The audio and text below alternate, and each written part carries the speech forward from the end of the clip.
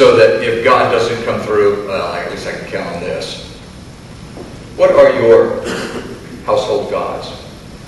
The things that stand in the way of letting God have complete, absolute authority in your life.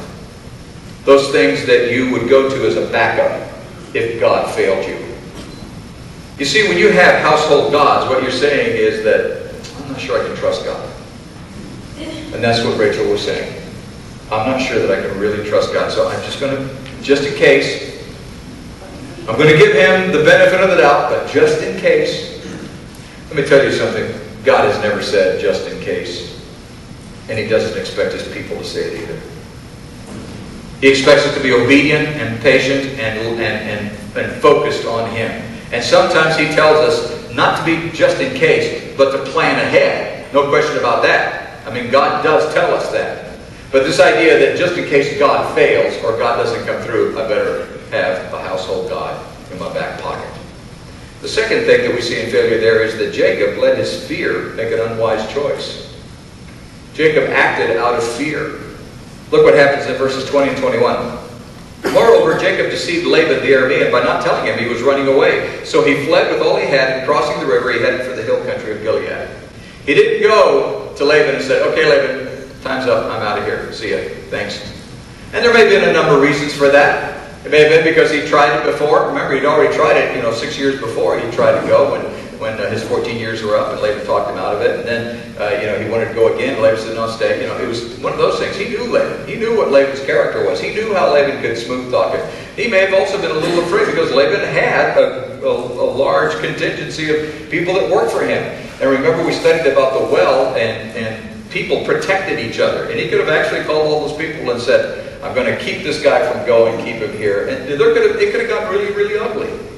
And so there might have been reason for him to fear, but the fact is he feared. And listen, when you make choices out of fear, you make wrong choices. When you make choices out of fear, you make wrong choices. And wrong choices lead to bad consequences. Bad choices lead to bad consequences. That's just the bottom line. Good choices, right choices lead to good consequences. Bad choices lead to bad consequences. And he made really kind of a bad choice here. He didn't go to Laban and explain it to him. He was obedient to God, but at the same time, he was like, okay, I'm not going to deal with that part. Okay, let's go on. So he didn't make the right choice here. He should have gone to Laban. And the bottom line is that right or wrong choices have consequences. The right consequences, the right choices have the right consequences, the wrong choices have the wrong consequences. And that's what happens. Verses 22 through 36, I'm going to rush through these real quickly, but Laban finds out. And so Laban comes back. Verse 22 says that on the third day Laban was told that Jacob had fled. So taking his relatives with him, he pursued Jacob for 7 days and he caught up with him. And then God comes to Laban and he says, look, be careful not to say anything to Jacob, good or bad. What he was saying, what God was saying and impressing on Laban was, don't escalate this thing. This is Jacob's doing what I want him to do, but you just keep your mouth shut, basically, is really what he was saying. Don't say anything to him, good or bad. You're not going to get him to come back. So he's doing what I want him to do. So Jacob had pitched his tent in the hill country of Gilead when Laban overtook him, and Laban and his relatives camped there too. I imagine that was a pretty awkward situation. And Jacob looked around, saw Laban and those guys, and he'd already set his tents up, and they go, hey, Jake, how you doing, bud? We're setting our tents up here, too. By the way, want to get our family get-together tonight? Let's have a feast. Jacob thought, what in the world? And then Laban says to Jacob, what have you done? You deceived me. And you've carried off my daughters like captives in war. Now, what he was doing was he was sticking a knife into Jacob. Because remember, Jacob's name essentially means deceiver. And he says, Jacob, you lived up to who you are. You're a deceiver, and you carried off my daughters like captives of war. And Jacob didn't feel that way at all. He didn't consider them to be captives. Remember, he was the one that went to the daughters and said, what do you think we should do? He was accountable and responsible to it. Why did you run off secretly and deceive me? Why didn't you tell me so I could send you away with joy and singing to the music of tambourines and harps? Now, I guarantee you Laban had no intention of having tambourines and harps, to send Jacob off. He wanted him to stay. He would have done everything he could to try to get him to stay. You didn't even let me kiss my grandchildren and daughters goodbye. Oh, that hurt. you've done a foolish thing. I have the power to harm you. He says, look at who's with me. I have the power to harm you. I could hurt you. I hate it when your father-in-law says that to you. I have the power to harm you, but last night the God of your father said to me, be careful not to say anything to Jacob, good or bad. And Jacob at that point is probably thinking, so shut up. Now you've gone off because you long to return to your father's house, but why did you steal my gods? Oh, now we're getting to the point here. He had all this smoke screen about your daughters and your grandchildren, and why didn't you tell me we had a party and everything? No, and now it came down to the nitty gritty. Why did you steal my gods?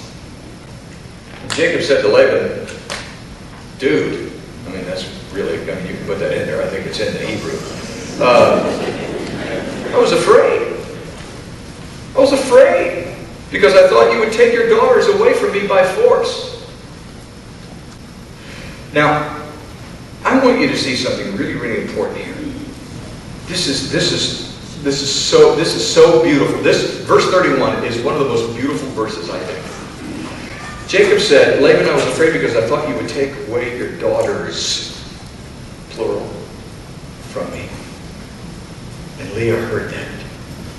Remember how when we studied about Leah and Rachel and how Leah felt that Jacob didn't love her and didn't want to have anything, she was not his first choice, and she felt slighted, and she kept producing children, and every child was another expression of, now he'll love me because, or now he'll honor me because, or now he'll bless me because. All of those things were important. She wanted that relationship, and Jacob had grown to love Leah.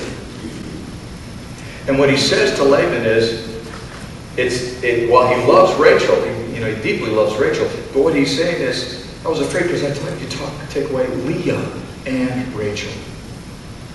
He was saying, I've fallen in love with your daughters. Leah, my wife, the one that I didn't love, I love. And I want to protect her.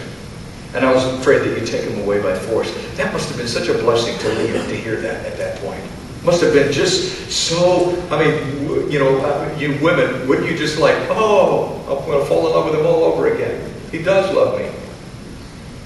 And then Jacob says, look, if you find anyone as your gods, he shouldn't live. He's just saying this, you need to understand something, Laban. First of all, why would I do that? Secondly, why would anybody here do that? And, the person who does that doesn't deserve to live. And it's only through